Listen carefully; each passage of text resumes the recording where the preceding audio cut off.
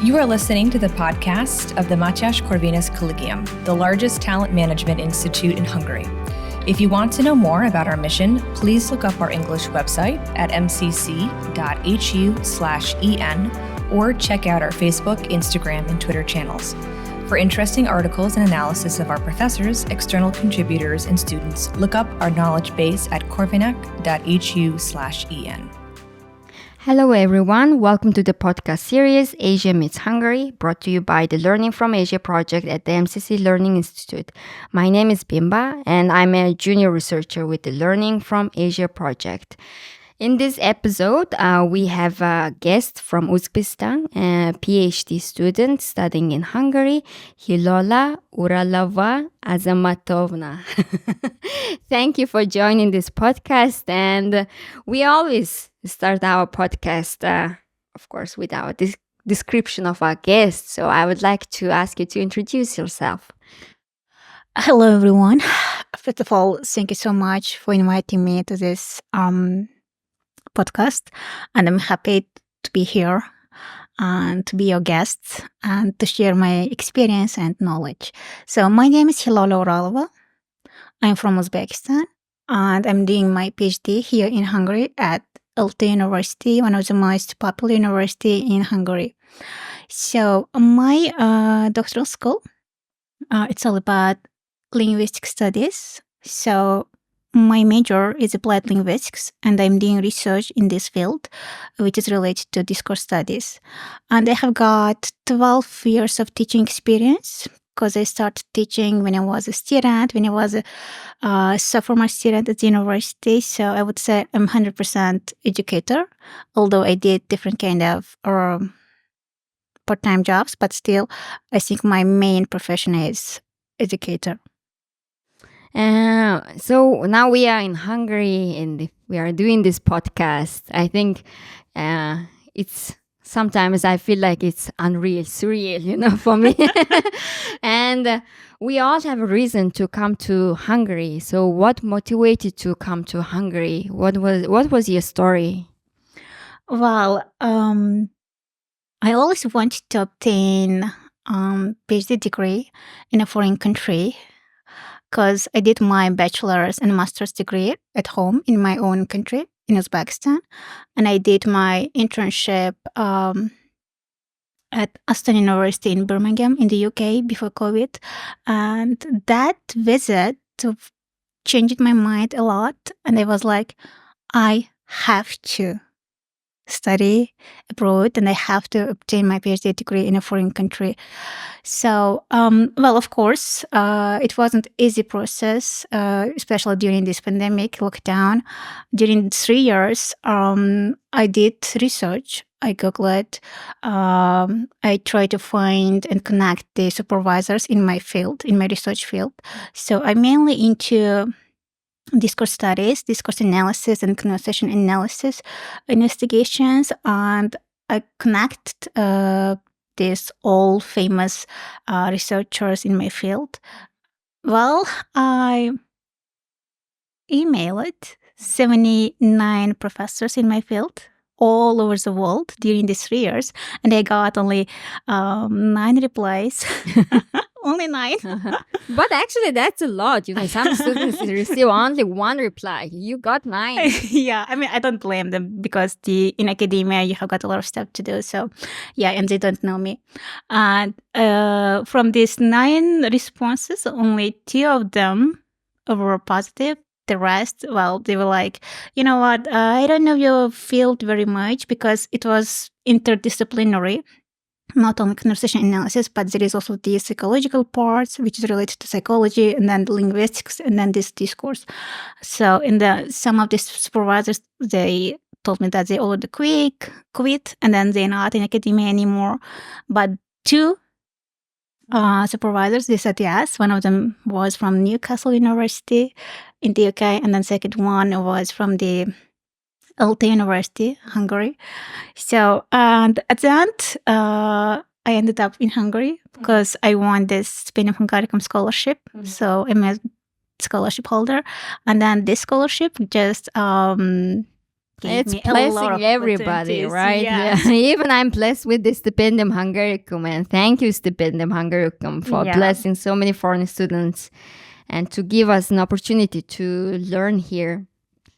And why you have been living here almost 2 years, right now, if I'm correct? Well, actually, yesterday I started my second year.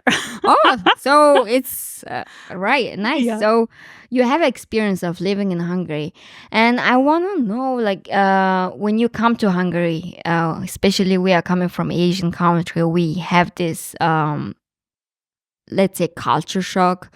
So in our context, we had I had a academic culture shock, to be honest, Mhm.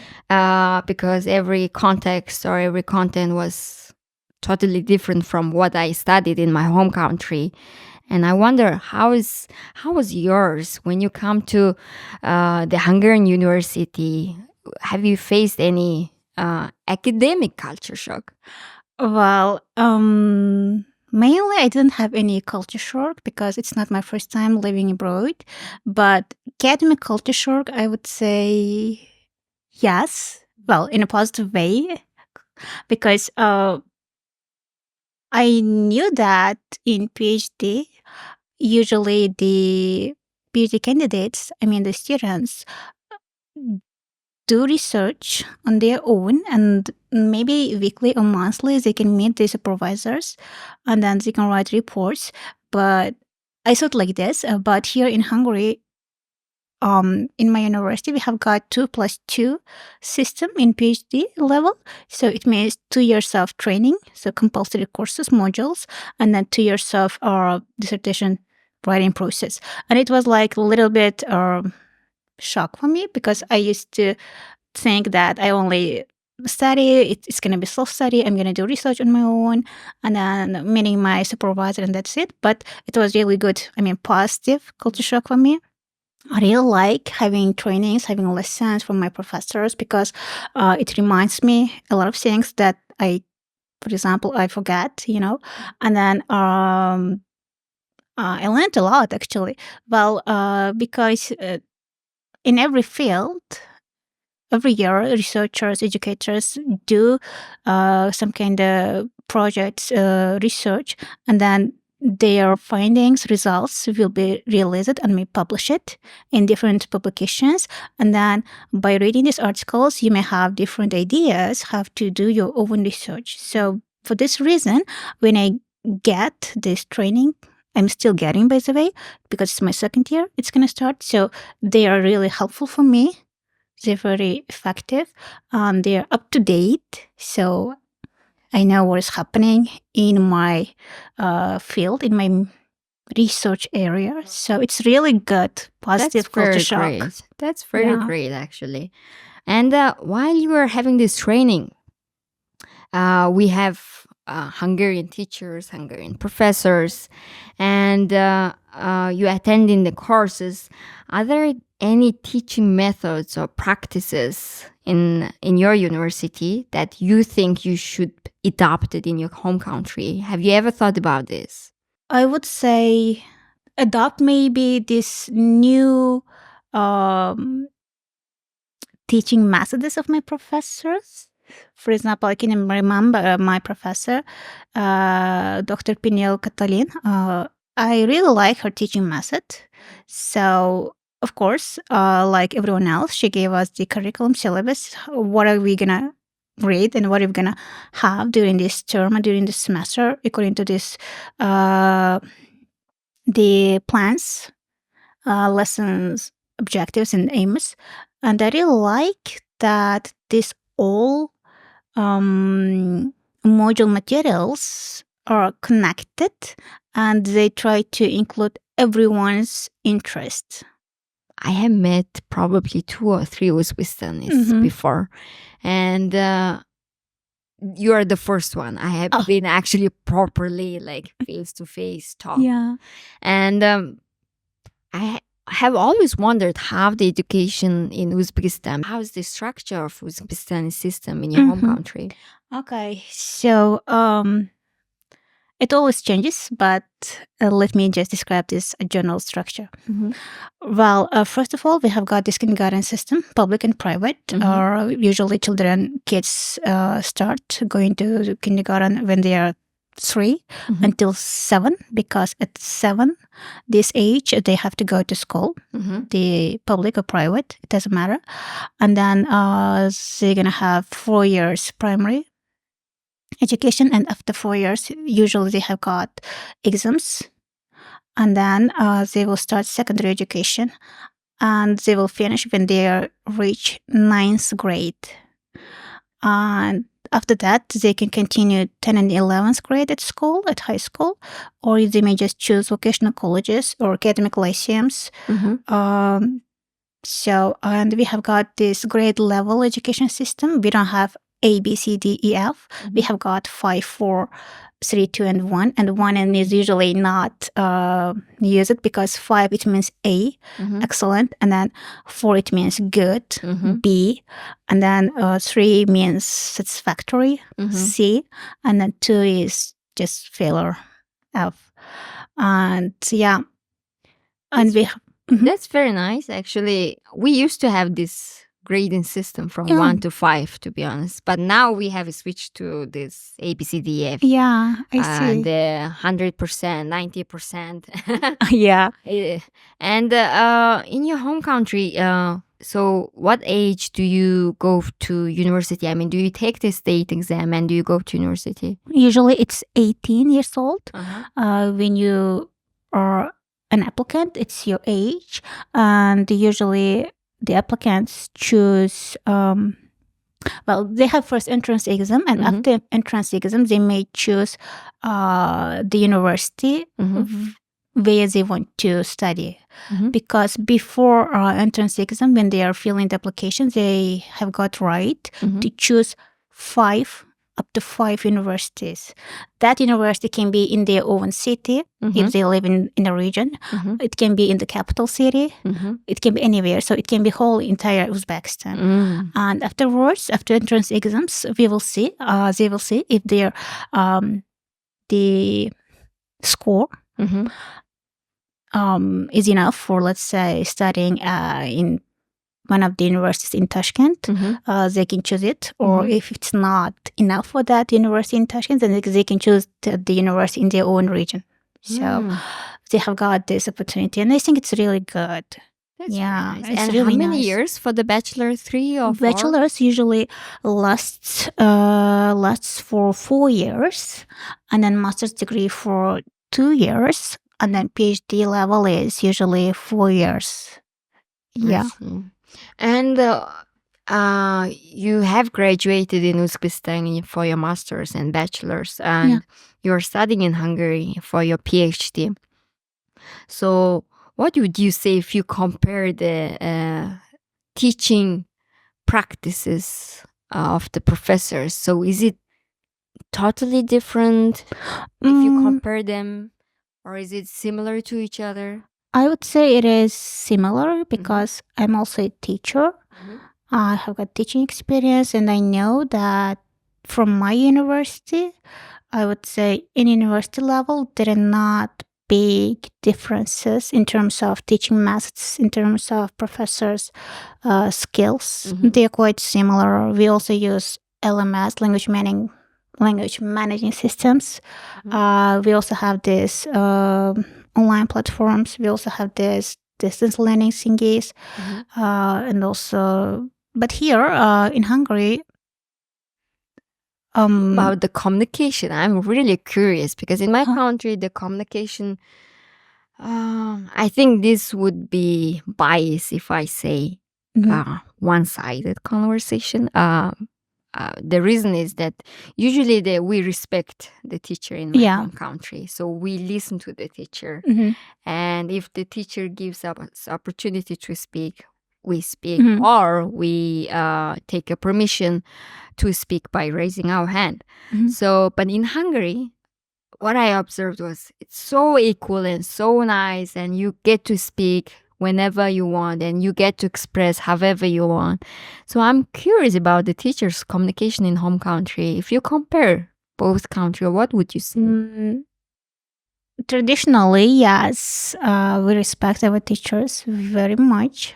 I mean, it's kind of typical thingy for Asian countries, I guess.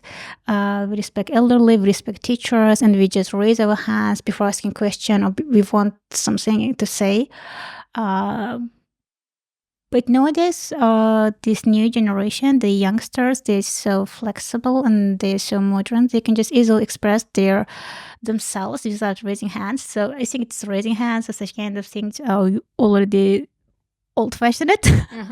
Maybe in some remote places or villages, they have got still such traditional, let's say, system.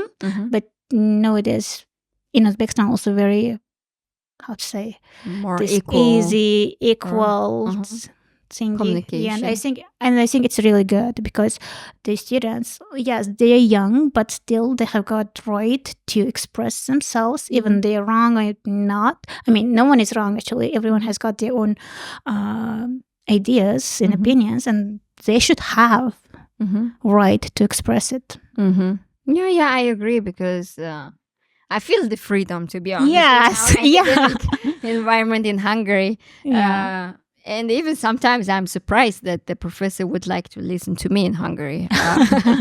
Yeah. But in my home country, sometimes I'm afraid to express, like Yeah. I'm afraid that if I say any mistake, if I say any inappropriate words, I think that happens in most Asian countries. And because in the beginning you said it's similar, so I'm like, maybe Uzbekistan is so much influenced by European continent. That's what I thought.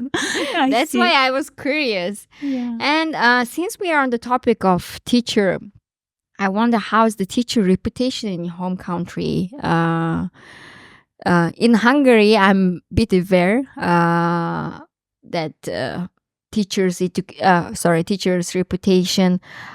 It's similar to Mongolian case that we respect the teacher, and the teacher is the main facilitator, main guidance in the classroom. However, what I heard, it's not the fact. What I heard that is the reputation is decreasing a bit recent years. But I'm wondering in your home country. Well, according to reforms, we are trying to increase the reputation of teachers, the salaries, the conditions, good conditions for them, the facilities at their workplace. In the past, teachers in Uzbekistan, mainly at schools, they had to even go to these cotton fields, this manual work. They were kind of forced. And nowadays, thank goodness, we don't have such kind of things.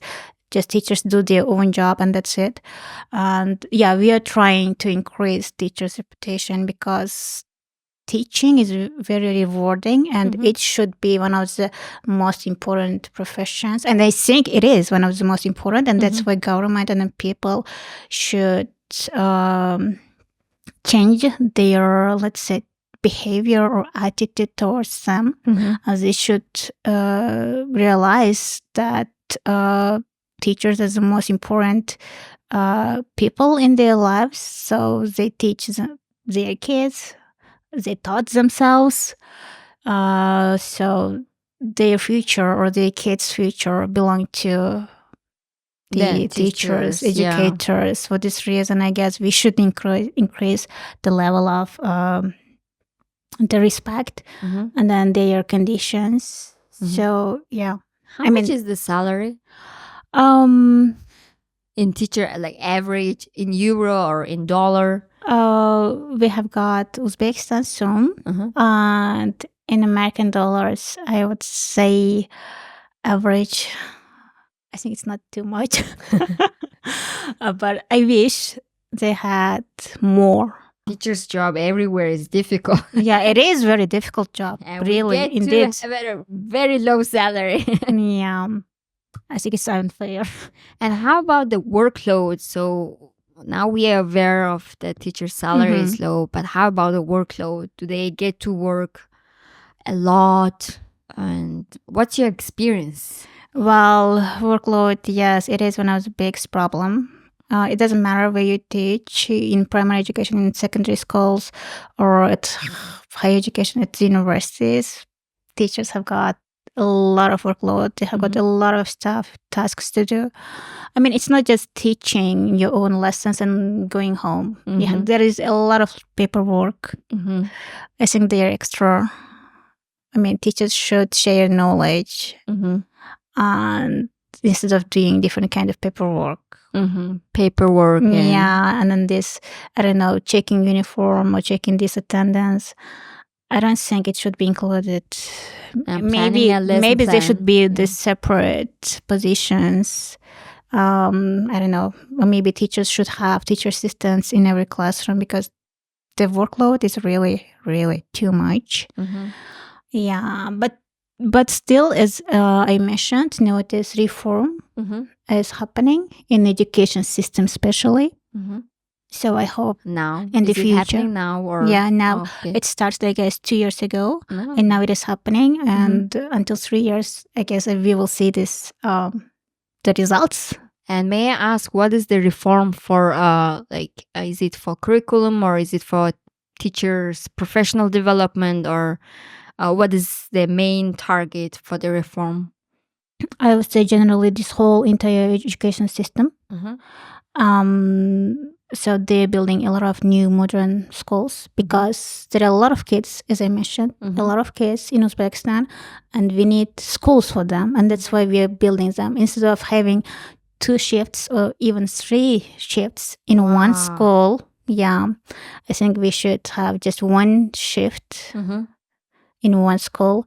And after lessons, we should try to include the kids. Engage them with extracurricular activities, maybe. Like, I don't know, it can be sport, it can be art, or it can be some kind of specialized subject or module that kids are interested in. So I would say, first of all, we should start from the schools and then into higher education. But these all changes are happening simultaneously. You can see that every day a new decree or new kind of regulation policy in public universities, in secondary schools, in primary education. So everything is happening so quickly. Sometimes maybe my current knowledge can be already old. So generally in all entire education system of Uzbekistan, there is a reform, and I would love to see the results after 3 years. And you mentioned there are 2, sometimes even 3 shifts. So how many students are there in one classroom? So, as far as I know, in primary education, there is usually 30 students, even sometimes more than 30 students. And how is this 3? Okay, let's focus on the 2 shifts. So from what time to what time these 2 shifts happen, and what time to what time these 3 shifts happen? Well, lessons usually start at 8 o'clock in the morning. So let's say if it's primary education, then the kids, school children, usually have 4 or, I don't know, maybe less, fewer than 4 lessons. And then it usually ends until 12. And from 12, the second shift is going to start. Wow. And for the third shift, what time is it? If there is a third shift, I guess I guess nowadays there is no third shift in big cities. Maybe in some remote places, I don't know. Maybe there is. I think it's going to start after, I don't know, after 3. After 3, wow, that's a lot. And 30 students, which means in one class, 90 students using a one classroom, right? Afterwards, shift. Because in my country we have 2 shifts. Which is already a lot. It is already a lot. And even for teachers, it's a big workload. You have a paperwork at the same time. You need to manage the 30 students. So I'm curious. I'm very interested on the historical part of the education.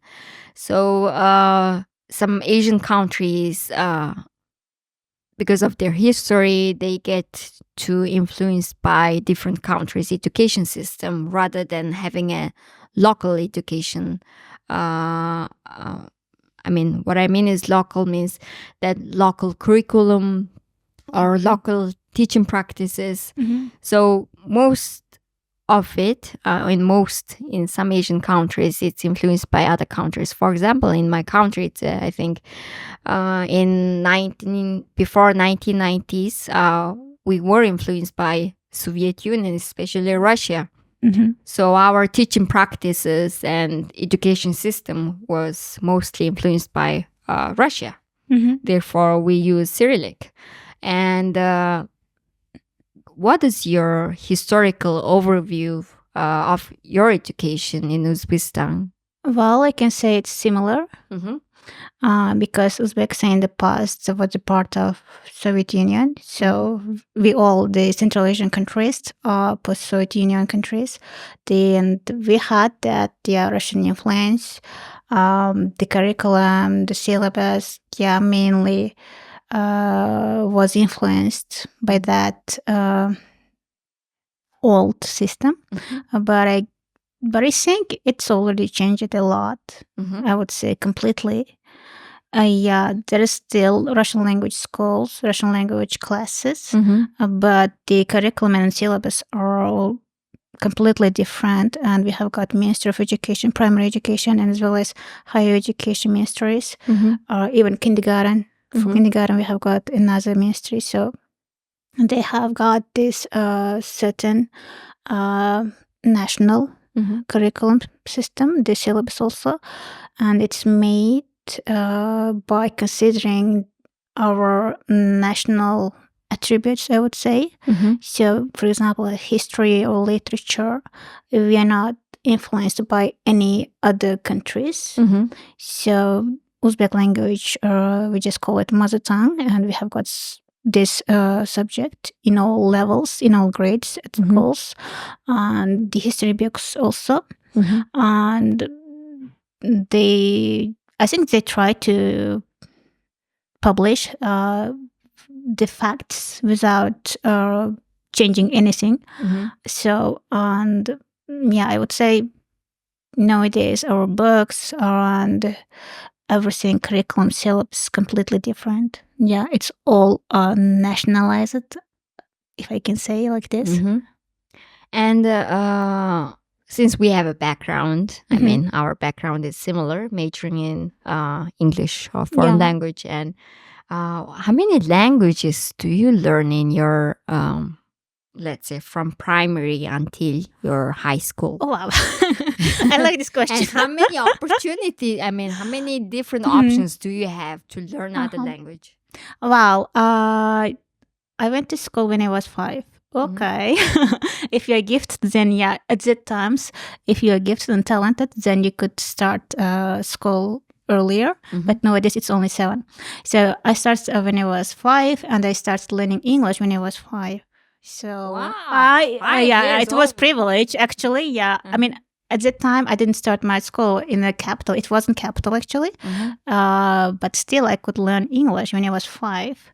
But not everyone had got such kind of opportunity nowadays. But nowadays everyone has got everyone even from kindergarten. So from public kindergarten, I mean, private. I think it's natural that in private there are more opportunities. In public kindergartens also there is Russian and English from the beginning, and then in primary education again you're gonna have this Russian and English classes, even 3 times in a week or 2 times, usually 2 times, twice in a week. So I would say it's very intensive. And then in secondary education, again, it's gonna continue. So you're gonna have Russian and English at the same time. And after secondary school, when you go to high school or academic license or vocational colleges, then you can choose again one more foreign language. It can be any, for example, it can be German, French, Spanish, Italian. It's up to you which one to choose. At the university, again, you may have right to choose one more foreign language. But I think it's again a little bit different according to the types of university, either it's private or public, and or the major. Is it if it is specialized to languages, of course, you have got more opportunity to learn more languages. If it's not specialized into linguistics and languages, then still you have got these two languages always, Russian and English. And you say from your 5 years old, Yeah. you got to study English, but was it a mandatory subject that time, or you just wanted to learn? It wasn't. We were just gifted class, and for this reason, we had English from the first grade. At that time, I think it's 1997, 1998. It was very rare. Nowadays, I mean, after 2000, it's okay that your kid just go to school and then learn English. It's not just lessons, it's kind of game-based English language learning. So, but in private sector, it's more colorful, more different, I would say. You can parents can choose any language. Arabic, Turkish, maybe any other. Oh, really? foreign Turkish? languages. That's very nice. And when does this mandatory subject starts for the foreign language? Nowadays, from the first grade. So we have covered, or we have shed a light on diving into the Uzbekistan education system. We were discussing about the classroom, teachers' reputation, salary. And let's talk about how the daily schedule in the school. So you can choose from primary or until the high school. From country to country, we use different terms, In my country, we use primary education, lower secondary education, then upper secondary education. But some countries, they say high school, which equals to upper secondary education. So let's say secondary school, from first until the final grade. What's the daily routine in your home country? And from country to country, it's also differs sometimes. Yeah. My podcast guest from China, she gave me a very shocking information. Yeah. They start from almost 6 a.m. Wow. Just preparing, waking up, preparing for it, and going to school. Yeah, it almost starts from 6. Then they get to sleep around 11 p.m. or 10 p.m. Yeah. Which includes tutoring and extracurricular activities and lunch, dinner, everything. So I wonder, how is the daily routine in Uzbekistani school? Well, I try to describe just average school kids' life in secondary school.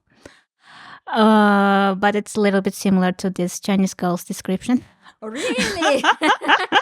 I did not expect that. In this new world, in this modern world, nowadays children are not having this childhood because of this competition, or I don't know. So, yes, if your school is located far from your home, then you have to wake up at 6 o'clock, at 6 a.m. Yeah, because you have to just get this whole preparation. Waking up, having breakfast, and then commuting. So it takes time in the morning. Because usually in the morning, the lessons at schools start at 8. So in winter, it can be a little bit problematic. It's very cold and it's not light enough, but still kids go to their school, which is far from them. So, but yeah. And then they go to school, and then at 8 they start their lessons. Usually lessons last 45 minutes. It's just ordinary public school. If it's private or if it is specialized, of course, it's going to be different. So then after 45 minutes lesson, they're going to have 5 minutes break. And then the second lesson starts. Usually the school children do not change their classrooms because subject teachers, they're going to just come. And then after third lessons, usually they're going to have this big break. They just call it big break. And then they're going to have it maybe from 15 to 30 minutes. It's again up to the type of school.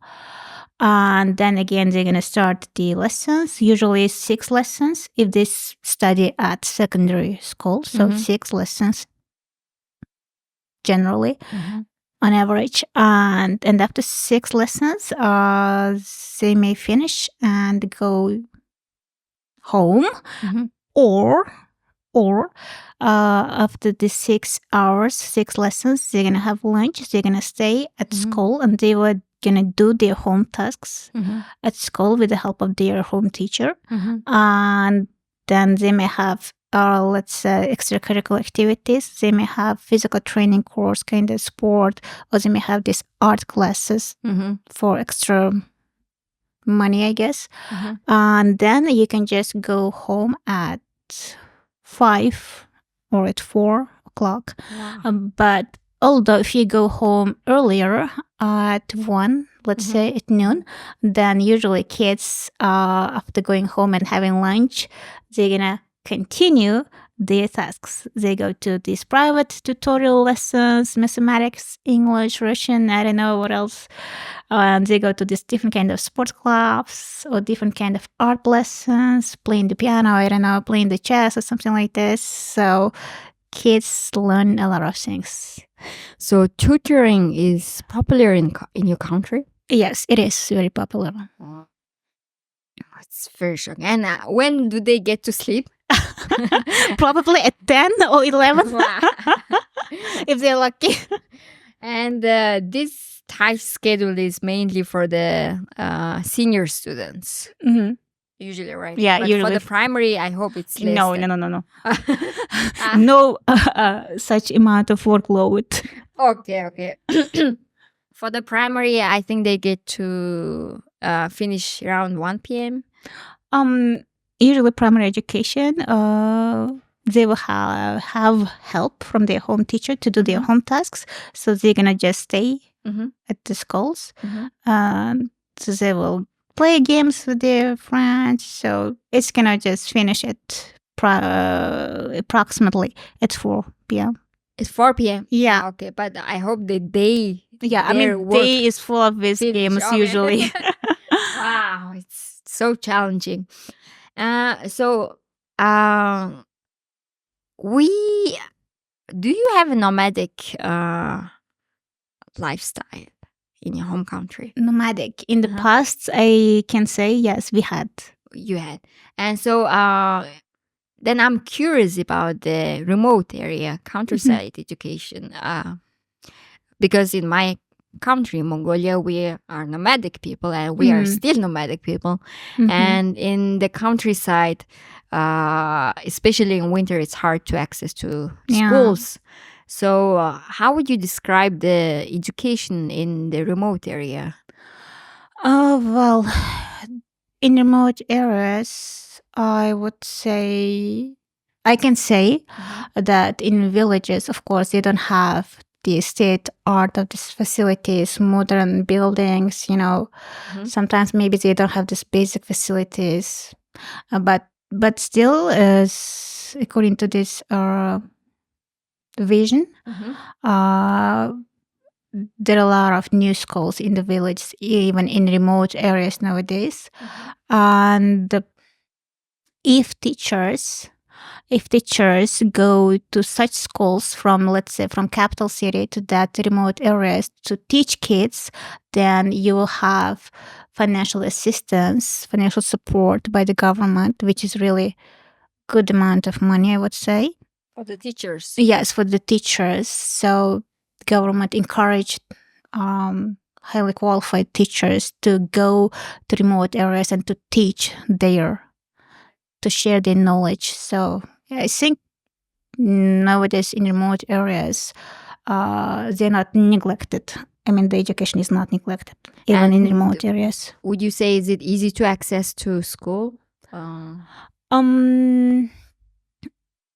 Usually in remote areas, there are not many people, there are not many families. So the school is going to be very small and there are not many pupils. And of course, the access might be difficult. Maybe there's not enough infrastructure. Honestly, I wanted to ask more and more, and I have quite more questions, to be honest. And unfortunately, our time flies so fast. So we are coming to the end of our podcast. So I would like to ask 2 questions to end our podcast.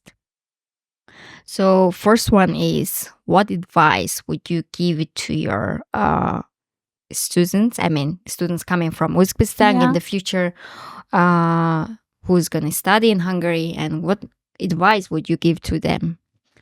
Well, I can give a lot of advice. So actually, this is my responsibility to give advice because I'm a DOS ambassador of Uzbekistan here in Hungary.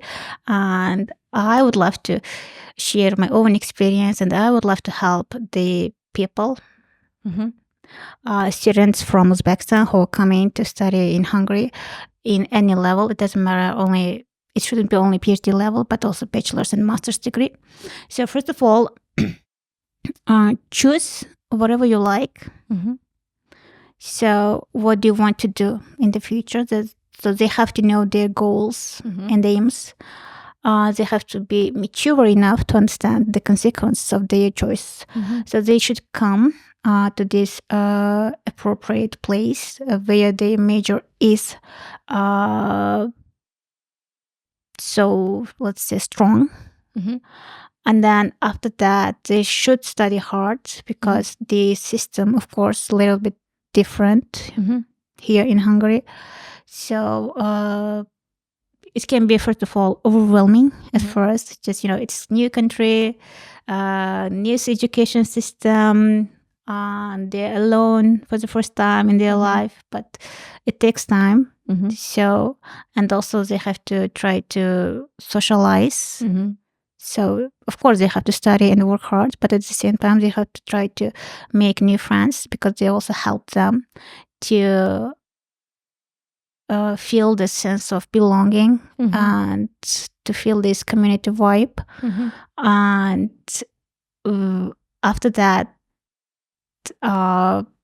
after graduating and bachelor's degrees, they may even try to continue their studies at master's level, at master's degree, because it helps them to become professional on their own chosen field. So, and someone who is coming for PhD level, I would say, well, PhD is demanding. Yes, it is demanding. but it takes time a little bit, but I think at the end they will not regret. Yeah. And my last question is, what takeaways would you have from Hungary and bring it to your home country, actually? Oh, well, generally, I'm just starting my second year and I'm going to learn a lot. So I'm going to continue a lot. I have learned a lot, but I'm going to continue a lot, I guess, and explore a lot. First of all, I would say my transferable skills, soft skills are kind of boosted because of my experience, living experience and studying experience in Hungary. So now I am more open and friendly with people. And I'm not afraid of just giving presentation, let's say, sharing my own opinion or expressing my own opinion. So how to say, it doesn't matter where you live or where you study, but if you have self-awareness and if you try hard to learn, because no one is perfect, no one knows everything. So if you try to learn more and if you try to ask help from other people, you shouldn't be afraid. And I think you're gonna have you're gonna achieve your goals and aims. And I learned from Hungary this thing. So if you try hard, then you will see the result. Yes, that's true. So thank you for joining us today. And I would like to actually give the last moment to you. And if there's anything that I could not ask or I did not ask, but you wanted to share, and this is your moment. So, first of all, thank you very much for inviting me again. And the next thing, I would love to know when to listen to this podcast. I'm actually very looking forward, and I really enjoyed having you. Thank you so much. Yes, and it was really to delve into the Uzbekistan education system, and it was, it's hard to cover a whole country's education system within 1 hour, but I hope this podcast at least help us to get to know, get to be aware of how it functions in your home country, and I hope we shed a light on the Uzbekistan education system, and I hope our listeners enjoyed it. So thank you very much for joining us again. Thank you so much. Have a nice day. Thank you. Bye. Bye-bye. Thank you for listening to this MCC podcast episode. For further media content, please look up our English website at mcc.hu/en or look for us on Facebook, Instagram, and Twitter. If you want to read more by our professors, external contributors, and students, check out our knowledge base at corvinus.hu/en.